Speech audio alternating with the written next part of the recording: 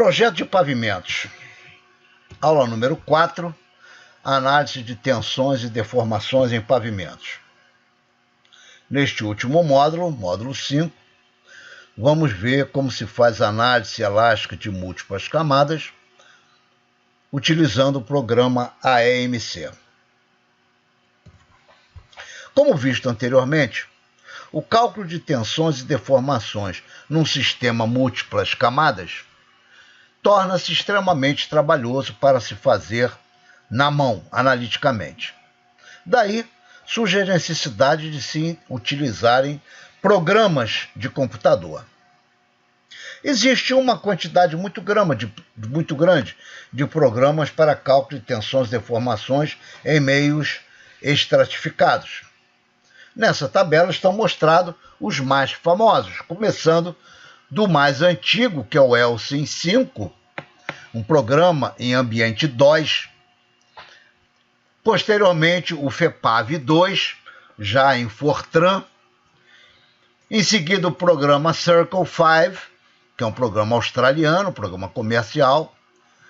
O programa ChemPave, que vem junto, que é distribuído junto com o livro do Huang, de Mecânica dos Pavimentos. O programa Everflex, que é um programa gratuito. O programa MISPAVE, da Universidade de Michigan.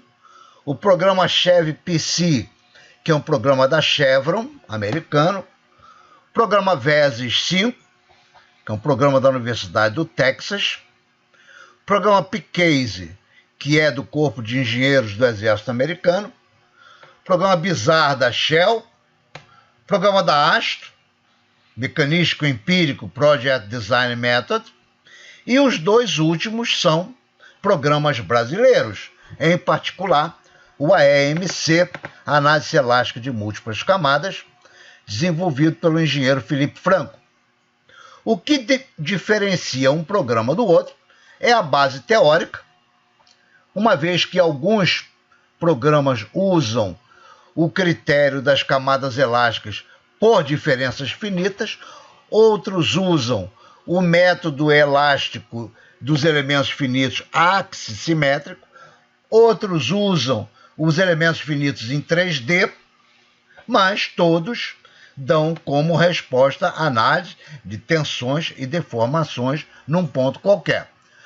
Alguns programas só aceitam materiais elásticos lineares, outros aceitam elásticos não lineares, alguns aceitam até materiais viscoelásticos na camada do revestimento. Quanto ao número de camadas, existem programas que aceitam 5, 10 ou N camadas, qualquer número de camadas. E o número de cargas, também tem programas que aceitam apenas um carregamento, um tipo de carga, e outros programas aceitam N tipos de carga. Vamos nos deter no programa AEMC, que é um programa brasileiro de excelente qualidade, que faz parte do pacote de programas do método Medina. Este programa, a sua tela inicial, apresenta 3 grupos de células a serem preenchidas. Um grupo de células referente à estrutura do pavimento, o tipo de carregamento que nós estamos interessados e os pontos aonde nós queremos calcular as tensões e deformações. No que se refere à estrutura do pavimento, nós temos que entrar com a espessura das diversas camadas, a massa específica de cada uma das camadas, o comportamento, se é linear ou não linear, modelo constitutivo, o módulo de resiliência, se for constante, ou se for não linear, temos que entrar com os parâmetros K1, K2, K3 e K4, como nós vamos ver em seguida, o coeficiente de Poisson de cada camada e o coeficiente de aderência.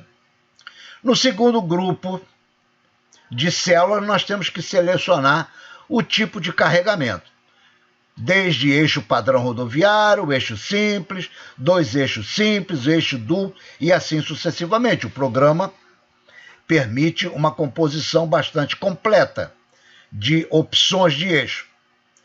E o terceiro grupo de células se destina à definição das coordenadas dos pontos onde nós queremos calcular as tensões e deformações.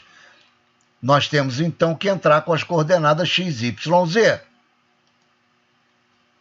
Preenchidos esses valores, o programa calcula então os valores desejados. No que se refere aos modelos constitutivos, o programa adota um modelo genérico dado pela equação MR igual a K1, sigma 3 elevado a K2, sigma D elevado a K3 e o θ elevado a K4. Este modelo praticamente engloba todos os tipos possíveis de modelos constitutivos dos materiais. Aqueles expoentes que não nos interessarem, receberão o valor nulo. No que se refere às coordenadas dos pontos a serem calculados, o programa MC usa um sistema de eixos onde a origem coincide com o centro geométrico das cargas. Assim, por exemplo, no caso do eixo padrão rodoviário, que é o eixo simples de roda dupla, as coordenadas dos pontos, a origem das coordenadas coincide com o centro, o meio entre as rodas. No que se refere à aderência entre as camadas, o programa permite que se adote os valores 0 ou 1. 0, quando nós não queremos considerar que haja aderência entre as camadas, e o valor 1, quando nós queremos considerar aderência entre as camadas. No caso particular, então, do eixo padrão rodoviário, o sistema de eixos tem como origem o ponto entre as rodas, sabendo-se que a pressão de contato original do eixo padrão é de 80 libras por polegada quadrada, ou 5,6 quilos por centímetro ao quadrado, e que o afastamento entre as rodas é igual ao valor de um raio. Dessa forma, o centro de cada área de contato está afastada 16,2 centímetros, ou seja, um raio e meio. Vamos, através de um exemplo, praticar o uso do programa AMC, através desse caso especial. Um pavimento constituído de uma camada de revestimento com 10 centímetros de espessura, com modo de resiliência constante de 4.000 MPa e um coeficiente de Poisson 0,35. Uma camada de base em brita graduada simples, BGS, com espessura 25 centímetros, e o modo de resiliência dado pelo modelo 2000 θ elevado a 0,5 e um coeficiente de Poisson 0,35. Uma subbase de solo estabilizado com 20 centímetros de espessura, com modo de resiliência dado pela equação 120 sigma D elevado a menos 0,17 e um coeficiente de Poisson 0,4. Um subleito com modo de resiliência dado pelo modelo 100 sigma 3 elevado a 0,45 e com coeficiente de Poisson 0,45.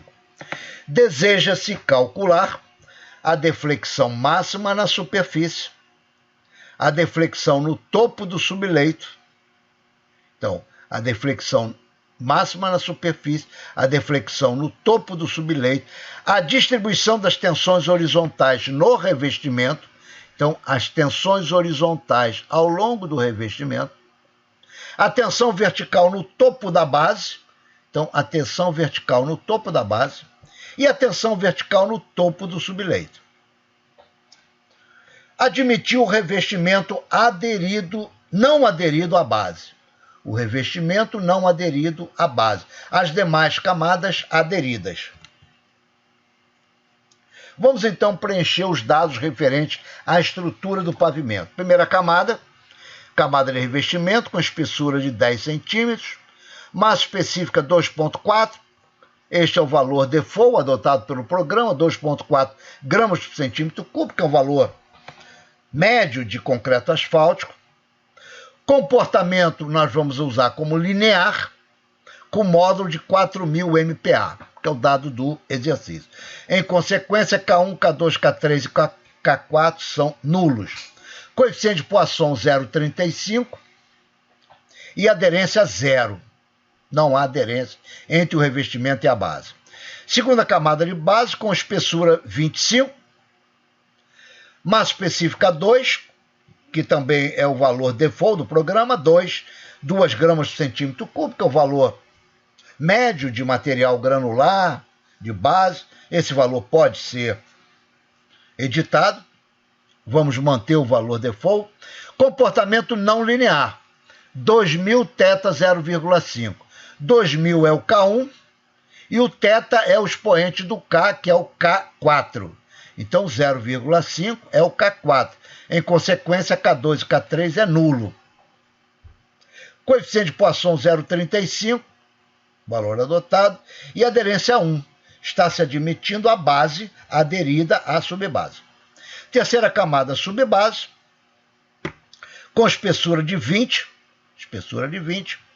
massa específica 2, adotando-se a default, não linear, com modelo 120 sigma D menos 0,7.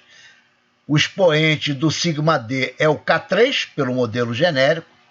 Então, o K1 é o 120 e o K3, que é o menos 17. O K2 e o K4 são nulos. Coeficiente de Poisson 0,40, valor desejado, e aderência 1. A última camada é o subleito. O programa manda que se adote a espessura nula quando se trata de subleito, para que o programa entenda que esta camada é a última camada. Então, quando se entra com espessura nula, é porque está se tratando do subleito. A massa específica, vamos usar a default 2. Não linear, o modelo é função do sigma 3. O expoente do sigma 3 no modelo genérico é o K2. Então, o modelo fica K1 igual a 6, o K2 igual a 0,45. K1 igual a 100, K2 igual a 0,45. K3 e K4 igual a 0, coeficiente de Poisson 0,45 e a aderência 1. Este valor aqui, o programa, na verdade, ele não precisava ser definido, uma vez que o subleito não tem aderência com nenhuma camada inferior. Esse valor aqui não interfere no programa, ele não pode ser editado.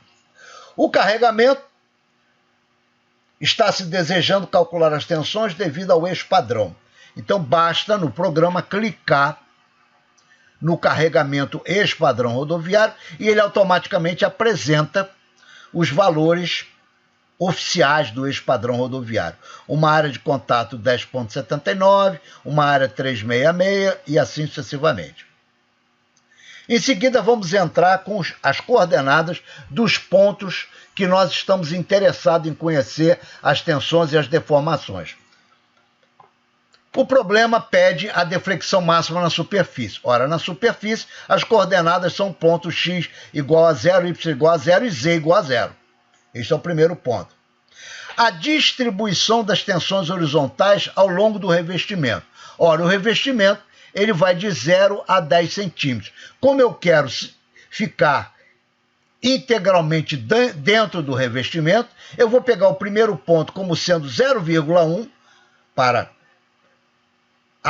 considerar o primeiro ponto no interior do revestimento, 0,1 centímetro, e depois variando de 1 em 1 centímetro. 1, 2, 3, 4, 5, 6, 7, 8, 9, e o último ponto, 9,9.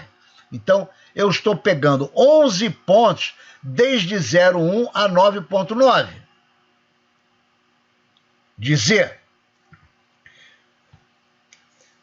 O problema pede a tensão vertical no topo da base.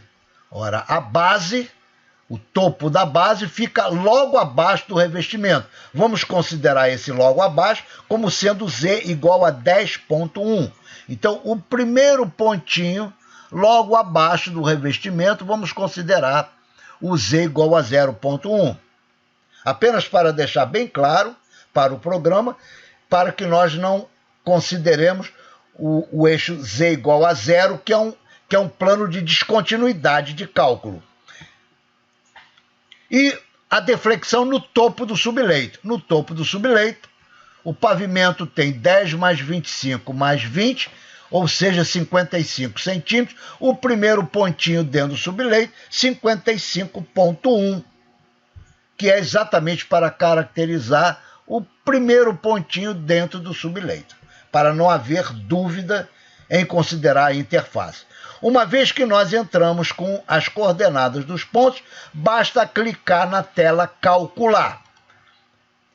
O programa traz como opção exportar para o Excel, que é o que nós vamos fazer. Ele calcula na tela do computador todos os pontos, mas permite exportar para o Excel. Exportando para o Excel, nós obtemos uma tabela como essa, onde nós temos então todos os valores de deslocamento ao longo do eixo X, deslocamento ao longo do eixo Y, deslocamento no eixo Z, e assim sucessivamente, tensão horizontal ao longo do eixo X, tensão horizontal ao longo do eixo Y, tensão vertical e assim sucessivamente. Nos pontos que nos interessam, vamos destacar, foi pedido o deslocamento na superfície do pavimento, 1.044 micrômetros, ou seja, 1,044 milímetros. Normalmente, esse deslocamento elástico do subleito é expresso em centésimo de milímetro. Então, aqui no caso seria 104,4 centésimo de milímetro. A distribuição das tensões horizontais no revestimento. Vamos observar que as tensões ao longo do eixo X são menores que as tensões horizontais ao longo do eixo Y. Como nós estamos sempre preocupados nas tensões horizontais maiores, vamos assinalar então as tensões horizontais a partir de 0,1 centímetro até 9,9. Esses são os valores das tensões horizontais maiores ao longo do eixo Y. Foi pedida a tensão vertical, SZ, no topo da base. Então, no topo da base, a profundidade é de 10,1 centímetros, a pressão vertical é de 0,15 MPa. E o deslocamento ou recalque no topo do subleito, a profundidade de 55,1, o deslocamento UZ do topo do subleito é de 96,7 vezes 10 a menos 2 milímetros, que é a unidade prática utilizada no meio rodoviário. O programa não faz isso, mas se nós quisermos calcular ou traçar um gráfico dessas tensões horizontais, basta usar a ferramenta do Excel e obter um gráfico como esse. Assim, ao longo da espessura do revestimento, até o seu eixo neutro, as tensões são de compressão, com valor máximo em torno de 0,7 no topo do revestimento e chegando na fibra inferior do revestimento com uma tensão de tração. A convenção adotada pelo programa é de compressão positiva e tração negativa. Daí os valores de compressão positiva e tração negativa. Logicamente que nós estamos com um meio elástico, então a distribuição de tensões é linear. Com isso,